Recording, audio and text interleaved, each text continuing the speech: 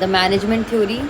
So for those who don't know me, my name is Muskan and I am your management mentor. और मैंने आपको पहले भी बताया था, अगर आपको कुछ भी रिलेटेड इश्यूज़ हैं रिगार्डिंग मैनेजमेंट, ठीक है, और वी कैन से कॉमर्स, और जो भी टॉपिक आपको समझ नहीं आता है, please let me know in the comment section, I will make video for you all.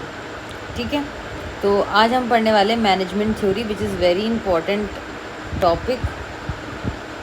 ठीक है, सो हम धीरे धीरे सारी चीज़ें इजी वे में पढ़ते चलेंगे इजीली। ठीक है, सबसे पहले हम बात करने वाले हैं कि मैनेजमेंट थ्योरीज़ का मतलब क्या है।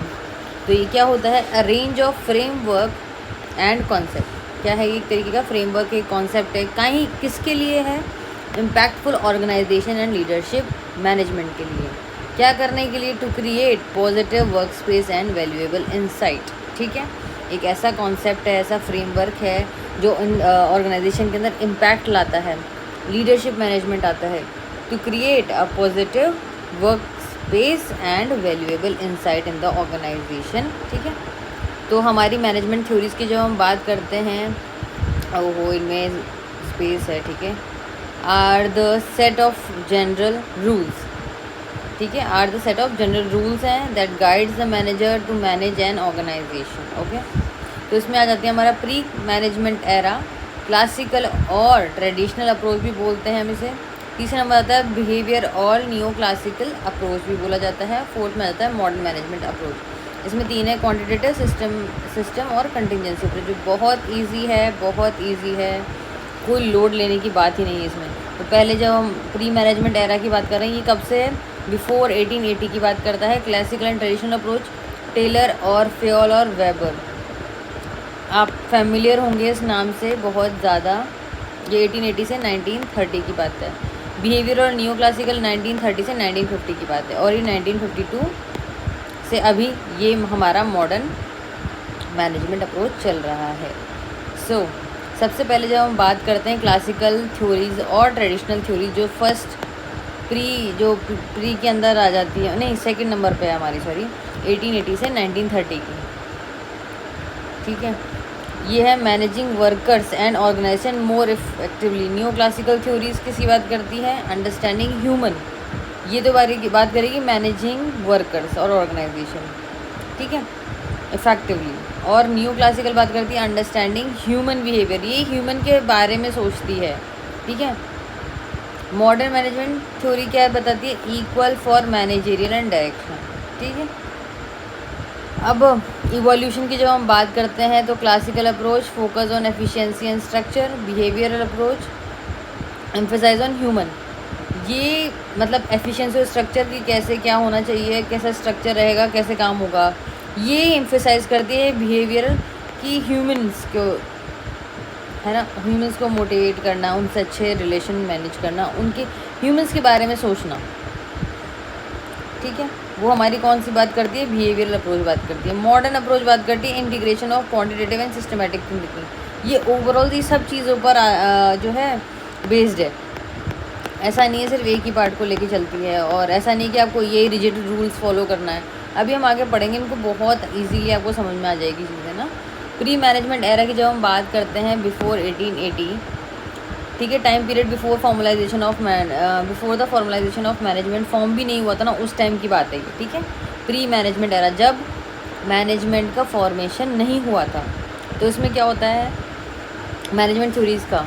ठीक है, तब management practice were informal and unstructured, कुछ भी ऐसे चीज़ें तरीके से नहीं होती थी, ऐसे स्ट्रक्चर नहीं हुआ कि ये तरीका है या ऐसा करना चाहिए, ये सिस्टमेटिक होगा, ऐसा कुछ भी नहीं चलता था पहले, अनस्ट्रक्चर्ड हुआ करता था।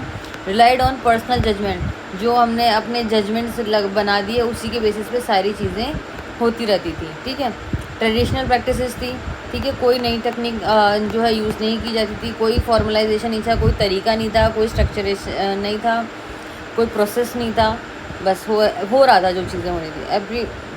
अप्रेंटिसशिप सिस्टम था, no scientific approach was use, कोई भी सिस्टमेटिक तरीका या साइंटिफिक अप्रोच काम में नहीं ली जाती थी प्री मैनेजमेंट एरा में। ठीक है, अब आ जाते हैं हम क्लासिकल और ट्रेडिशनल अप्रोच, जो कि 1880 से 1830 की बात है, 1930 की, सॉरी। तो इसमें की कंट्रीब्यूशन है फ्रेडरिक एफ डब्ल्यू टेलर, जिन्होंने साइंटिफिक मैनेजमेंट थ्योरी दी है, हेनरी फ्योल ने एडमिनिस्ट्रेटिव मैनेजमेंट दिया है, और मैक्स वेबर ने ब्यूरोक्रेटिक मैनेजमेंट। तो ये हमारे बहुत ही इम्पोर्टेंट लोग हैं जो कि हमारे मैनेजमेंट का हिस्सा हैं, ठीक है। इनको हमको बहुत अच्छे से ध्यान में रखते हुए चलना है और अच्छे से पढ़ना है। टेलर का अभी हम शॉर्ट में बता रही हूँ, नेक्स्ट वीडियो में आपको उन सबको डिटेल में मैं ये पढ़ाने वाली हूँ, ठीक है। तो मैं आपको एक आइडिया दे देती हूँ उसमें हम क्या क्या है और क्या क्या पढ़ने वाले हैं। टेलर के जब हम बारे में बात करते हैं तो हम बात करने वाले हैं इंट्रोड्यूस, इन्होंने क्या इंट्रोड्यूस किया था, scientific principle to improve efficiency, ठीक है। ये चीज़ आपको मेनली ध्यान में रखनी है। इन्होंने साइंटिफिक प्रिंसिपल लेकर आए थे टू इम्प्रूव एफिशिएंसी। इन्होंने टाइम स्टडीज़ भी दी थी और स्टैंडर्डाइजेशन भी। और हम फ्योल की बात करते हैं, जब डेवलप 14 प्रिंसिपल जो आपने पढ़े होंगे ऑलरेडी अपने 12th क्लास में भी, अगर आपके पास जो है कॉमर्स था तो डेवलप 14 प्रिंसिपल इन्होंने ही जो है लेकर आए थे, जैसे कि division of work, authority, discipline, scalar chain, और भी बहुत सारे 14 प्रिंसिपल्स हैं, ठीक है। अब वेबर की जब बात करते हैं, मैक्स वेबर, इनका पूरा नाम है मैक्स वेबर। तो emphasise bureaucracy, clear hierarchy, rules. इनके अंदर क्या होता है, इनकी थ्योरी के अंदर ये था कि जो है फॉर्मल चीज़ें होने वाली है जो प्रॉपर सीक्वेंस में होगी। जैसे मैंने इनको ऑर्डर दिया, ये इनको देंगे, ये इनको देंगे, ये हेड है, ये जूनियर है, ये सब जूनियर है। तो ये सब चीज़ें हायरार्की चलेगी, जैसा बोला गया है वैसा ही करना है ना। जो प्रॉपर रूल्स हैं उसको फॉलो करना है, जैसा बताया गया है, कोई दिमाग नहीं लगाना, जो रूल्स दिए गए हैं उसको फॉलो करना है। मतलब सारी चीज़ें सिस्टमेटिक होगी, अपना दिमाग लगाना ही नहीं है। तो ये हमने मैक्स वेबर के अंदर पढ़ा है, या हम पढ़ने वाले हैं मेरिट बेस्ड प्रमोशन, ठीक है। और जब हम बात कर रहे हैं की फीचर्स की, तो इन्होंने इसमें जब हम एफ.डब्ल्यू. टेलर की बात करें, एम्फसाइज करता है स्ट्रक्चर पे, हायरार्की एंड एफिशिएंसी पे। और फ्योल करता है focus on mechanical aspects of management, work process और प्रोडक्टिविटी पे। और lacked attention to human behaviour और नीड्स। इसके अंदर ये है कि हम जब मैक्स वेबर की बात करते हैं, ये अटेंशन, बिहेवियर्स, लोग के बारे में नहीं सोचता है मैक्स वेबर की थ्योरी, ठीक है। वो सिर्फ़ और सिर्फ काम, जो प्रॉपर रूल्स रेगुलेशन है, जो प्रॉपर तरीका है, वो उसी के ऊपर ही स्ट्रक्चर जैसा है वैसे ही चलाना है हमको। सारे रूल्स एंड रेगुलेशंस तरीके से फॉलो करना है, बस ये है मैक्स वेबर का। लेकिन वो किस पे ध्यान नहीं देता है, attention to, lack of attention to human behaviour, उनकी नीड्स। लोगों के बारे में नहीं सोचता है, एम्प्लॉयज़ के बारे में नहीं सोचा जाता है, उनकी नीड्स के बारे में नहीं सोचा जाता है, ठीक है। अब आ जाते हैं हम हमारे बिहेवियर और न्यू क्लासिकल अप्रोच। ये है हमारी जो है ह्यूमन्स के बारे में सोचती है, ठीक है, ऐसे समझ सकते हैं। ह्यूमन एस्पेक्ट्स ऑफ मैनेजमेंट कि क्योंकि मेन जो रिसोर्सेज हैं इनके बिना कुछ नहीं होने वाला, ह्यूमन ही है जो ये ऑर्गेनाइजेशन चला रहे हैं, वो काम कर रहे हैं, ठीक है। तो उनके बारे में हमें ज़्यादा सोचना चाहिए, क्योंकि वही आगे लेकर जाने वाले ऑर्गेनाइजेशन को, और कोई नहीं लेके जाने वाला है। तो हम बात कर लेते हैं की कंट्रीब्यूशन, इसके अंदर कौन कौन है, इल्टन मायो, अब्राहम मैस्लो, डगलस मैकग्रिगोर। आगे की वीडियो में ये सारी थ्योरीज मैं आपको डिटेल्स में समझाने वाली हूँ, ठीक है। तो आगे के वीडियो ज़रूर देखना। अभी हम इसको शॉर्ट में हम ओवरव्यू ले रहे हैं कि हम मैनेजमेंट थ्योरीज में है क्या क्या चीज़ें। इल्टन मायो ने दिए Hawthorne studies showed the importance of social relation, motivation, worker satisfaction, इन सब के बारे में बात की गई है इसके अंदर। इसमें है ना हमको जो है 4 से 5 एक्सपेरिमेंट देखने को मिलेंगे जो कि हम अच्छे से पढ़ने वाले हैं। Abraham Maslow propose by hierarchy needs, सबसे पहले क्या नीड आती है, पहले ये फुलफ़िल होती है। इसमें हमको एक हायरार्की जो है फॉलो करनी है। बेसिक नीड आता है, सेफ्टी नीड आता है, सोशल नीड आता है, स्टीम नीड आता है, और सेल्फ एक्चुअलाइजेशन नीड आती है। सारी चीज़ें हमको इसमें देखने को मिलेगी कि पहले क्या होता है फिर क्या होता है। डगलस मैकग्रिगोर डेवलप थ्योरी करी है उन्होंने, कौन सी theory X and theory Y, जो ये बताती है कि एक थ्योरी एक्स के अंदर कौन से एम्प्लॉय आते हैं, थ्योरी वाई के अंदर कौन से एम्प्लॉयज़ आने वाले हैं, ठीक है। अब आ जाते हैं की फीचर्स की। Acknowledge the role of human behaviour in productivity, कि ह्यूमन का क्या रोल इम्पॉर्टेंट है, बिहेवियर है ना, प्रोडक्टिविटी के अंदर क्या रोल प्ले करता है उनका बिहेवियर।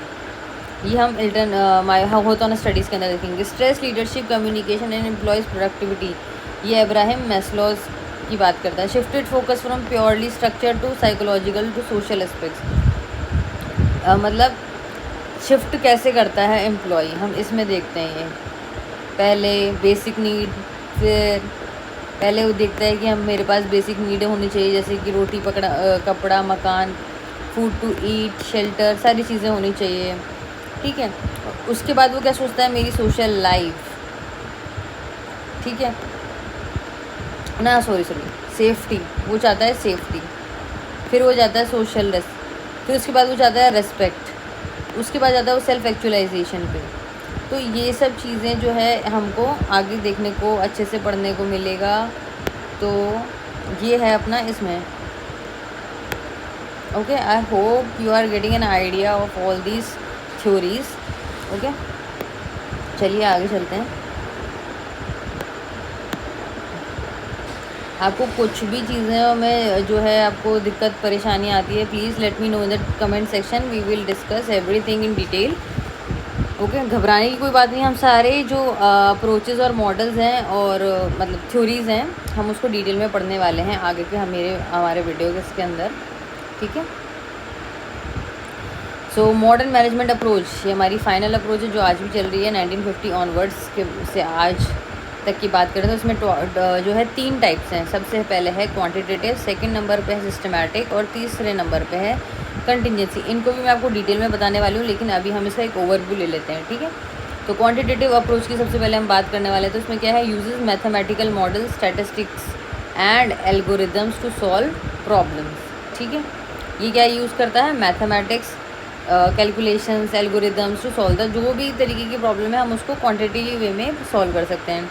जैसे कि इसमें कौन कौन से टूल्स लिए जाते हैं, decision trees, linear programming and simulations. तो ये सारे टूल्स इसमें यूज़ किए जाते हैं to solve the management issues and problems whatever they arise in the organization. I hope it is clear to you all.